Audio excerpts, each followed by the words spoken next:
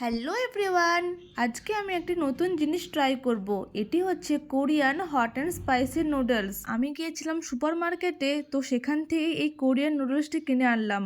কোনোদিন যেহেতু খাইনি, ফার্স্ট টাইম ট্রাই করব, তাই ভাবলাম তোমাদের সাথে শেয়ার করি। শুনেছি এটা প্রচুরই ঝাল হয়, প্রচুর স্পাইসি হয়, তো দেখা যাক কেমন লাগে খেতে আমার। আমি একটি বড় প্যাকেট কিনেছিলাম, তার মধ্যে 5টি ছোট ছোট প্যাকেট ছিল, কারণ ঘরের সবার জন্যই কিনতে হবে। আমি খাবো, বাকিরা দেখবে কি এটা হতে পারে, তার জন্য সবার জন্য কিনে নিলাম। যাই হোক, এটি করার জন্য প্রথমে ভালোভাবে জলটিকে ফুটিয়ে নিতে হবে, তারপর নুডলসটি দিয়ে দিতে হবে। মশলা এখন কোনো ব্যবহার করা হবে না, শুধু ভালোভাবে নুডলসটিকে সিদ্ধ করা হবে। মশলাটি পরে ব্যবহার করা হবে। এখন আমার নুডলসটি ভালোভাবে সিদ্ধ হয়ে গেছে, তারপরে একটি জায়গার মধ্যে এটিকে জল ঝরিয়ে তুলে নিতে হবে। এই নুডলসটি কেমনভাবে রেডি করতে হবে সেই সব রেসিপি প্যাকেটের পেছনে অলরেডি দেওয়া ছিল, সেটি দেখে দেখে আমি করছিলাম। তাও আমি একটু ফোনেও দেখে নিয়েছিলাম কেমনভাবে কি করতে হয়।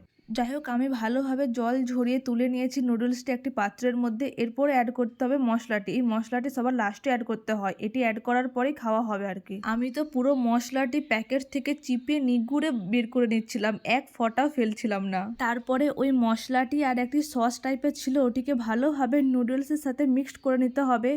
এই সস যেটি ছিল সেটি ছিল প্রচুর স্পাইসি। দেখাচ্ছি কত লাল লাল ঝাল ঝাল দেখতেই লাগছে, দেখেই ঝাল লাগছে আমার। যাই হোক, খেতেও কিন্তু প্রচুরই ঝাল ছিল। যেহেতু আমি কোরিয়ান নুডলস খাচ্ছি, তাই ভাবলাম কোরিয়ানদের মতো চপস্টিকটাও নিয়ে নিই, তাহলে পুরো কোরিয়ান কোরিয়ান হয়ে যাবে জিনিসটা। এই ভেবেই আমি কোরিয়ান নুডলসের প্রথম বাইট নিয়ে নিলাম, আর খেতেও কিন্তু খুবই ভালো লাগছিল, কিন্তু প্রচুর স্পাইসি আর প্রচুর ঝাল ছিল। যারা ঝাল খেতে পারবে তারাই একমাত্র খাবে, না হলে খাওয়ার দরকার নেই। আমার কিন্তু প্রচুরই ঝাল লাগছিল, আমি পুরোটা খেতেই পারিনি, ভাইকে আর মাকে দিয়ে দিয়েছি আমি। যাই হোক, যারা ঝাল খেতে পারো তারা অবশ্যই খাবারটি ট্রাই করতে পারো। তোমাদের সাথে দেখা হচ্ছে পরে কোনো ভিডিওতে। বাই।